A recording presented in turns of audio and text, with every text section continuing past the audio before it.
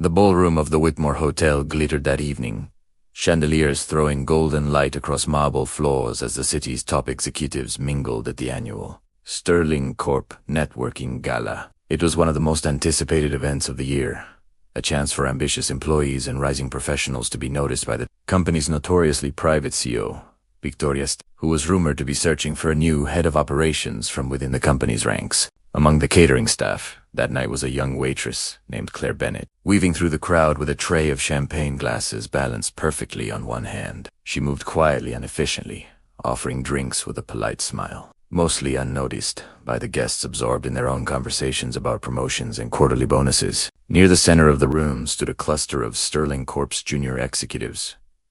Brad Coleman, a sharp-tongued sales manager, and Melissa Vance, an ambitious marketing director, along with a few of their colleagues. They had been drinking steadily since the event began, their voices growing louder with each passing hour. When Claire approached their group offering champagne, Brad waved her off dismissively. "We don't need people like you hovering around us all night. Just leave the tray and go find someone who actually matters to serve." Melissa laughed, adding with a smirk, "Honestly, it must be nice to just carry trays around for a living. Some of us actually worked hard to be in this room." A few others in the group chuckled awkwardly, though a couple of them shifted uncomfortably, clearly unimpressed by the comments.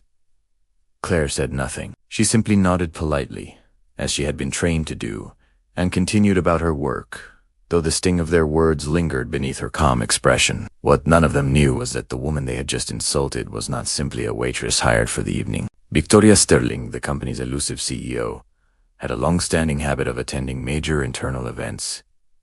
Incognito, she believed that titles and formal introductions revealed very little about a person's true character. But the way someone treated a waiter, a janitor, or an assistant revealed everything. For this year's search for a new head of operations, she had decided to observe her own employees firsthand, disguised in the black and white uniform of the catering staff, moving invisibly through the very party meant to showcase the company's rising stars. For the past 2 hours, Claire had quietly observed dozens of interactions, who thanked the staff, who ignored them entirely, who made the extra effort to introduce themselves to interns standing awkwardly at the edges of conversations. She noted every name, every gesture, in a mental ledger far more telling than any resume. Near the end of the evening, the actual CEO's assistant took the small stage at the front of the ballroom and tapped the microphone. "Ladies and gentlemen, thank you for joining us tonight. Before we close the evening, I have the honor of introducing our CEO, Victoria Sterling,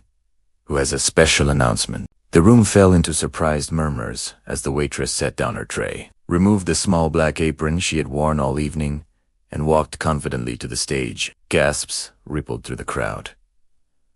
Brad's face went pale. Melissa's champagne glass nearly slipped from her hand. Victoria addressed the room with the same composed calm she'd carried all night. "Thank you all for coming tonight. I want to be transparent about something. I spent this entire evening among you, not as your CEO, but as a member of the catering staff. I wanted to see, without titles or expectations, how the people in this company treat those they believe hold no power over their careers." She let the words settle over the silent room. "I watched many of you tonight show genuine kindness, offering a chair to an exhausted server, thanking the bartender by name, checking in on interns who looked lost in the crowd. Those are the qualities I value most in leadership, far more than any performance report." Her gaze drifted, briefly but unmistakably, toward Brad and Melissa's group. She didn't call them out by name. She didn't need to. The weight of her words, paired with the memory of what they'd said only an hour earlier, was more than enough. Their faces flushed with humiliation as murmurs and glances shifted toward them from colleagues who had witnessed the earlier exchange. After the speech concluded and the crowd began to disperse, Brad approached Victoria, his earlier bravado completely gone. "Miss Sterling, I'm so sorry for what I said earlier. I didn't know it was you. I was out of line regardless of who you were." Melissa followed closely behind, her voice shaking. "We were disrespectful, and there's no excuse for it. We're truly sorry." Victoria studied them both for a long moment. "The fact that you're only apologizing because you learned who I am, rather than because it was simply the right way to treat another human being, tells me something important," she said calmly. "But I appreciate that you're willing to say it at all." Growth starts with recognizing where you went wrong. She didn't fire them on the spot, nor did she publicly shame them further. Instead, she quietly noted the incident, along with the dozens of positive interactions she'd witnessed, as part of her broader evaluation of the company's culture. In the weeks that followed, she introduced new mentorship programs pairing senior staff with entry-level employees and support staff, hoping to build a culture where respect wasn't reserved only for those who held visible power. As for the head of operations position, Victoria ultimately chose someone entirely unexpected. A quiet, hardworking junior manager named David Oak, who Claire the waitress had personally watched spend nearly 20 minutes that evening making sure an overwhelmed young busboy felt comfortable and included at his very first company event.